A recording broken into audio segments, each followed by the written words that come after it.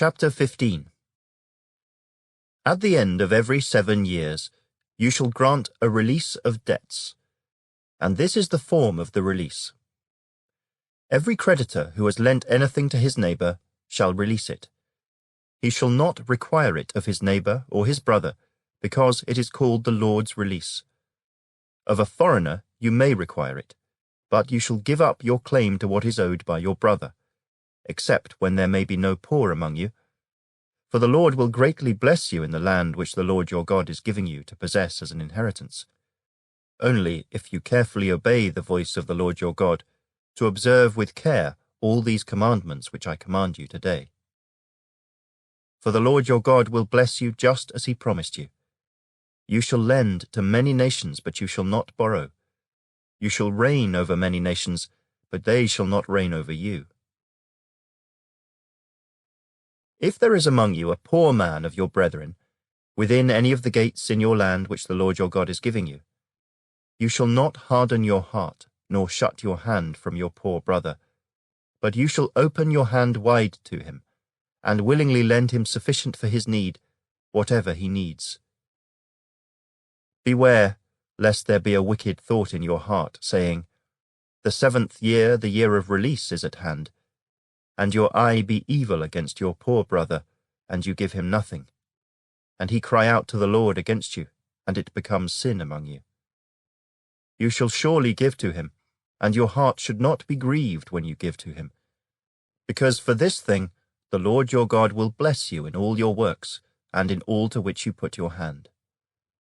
For the poor will never cease from the land.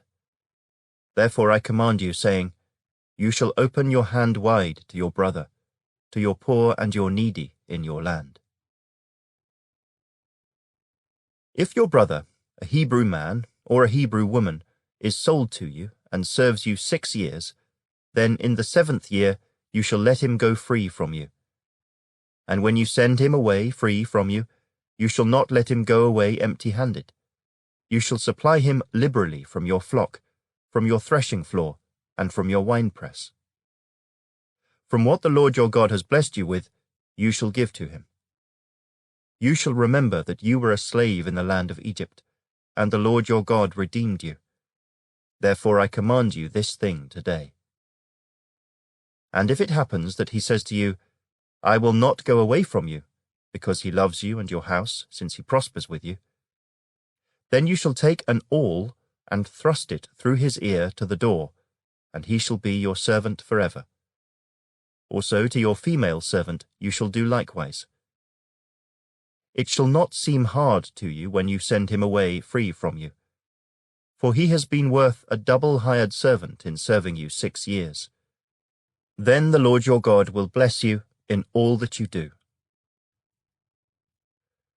All the firstborn males that come from your herd and your flock you shall sanctify to the Lord your God.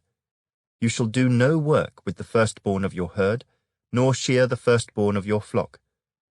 You and your household shall eat it before the Lord your God, year by year, in the place which the Lord chooses. But if there is a defect in it, if it is lame or blind or has any serious defect, you shall not sacrifice it to the Lord your God. You may eat it within your gates. The unclean and the clean person alike may eat it, as if it were a gazelle or a deer. Only you shall not eat its blood. You shall pour it on the ground like water.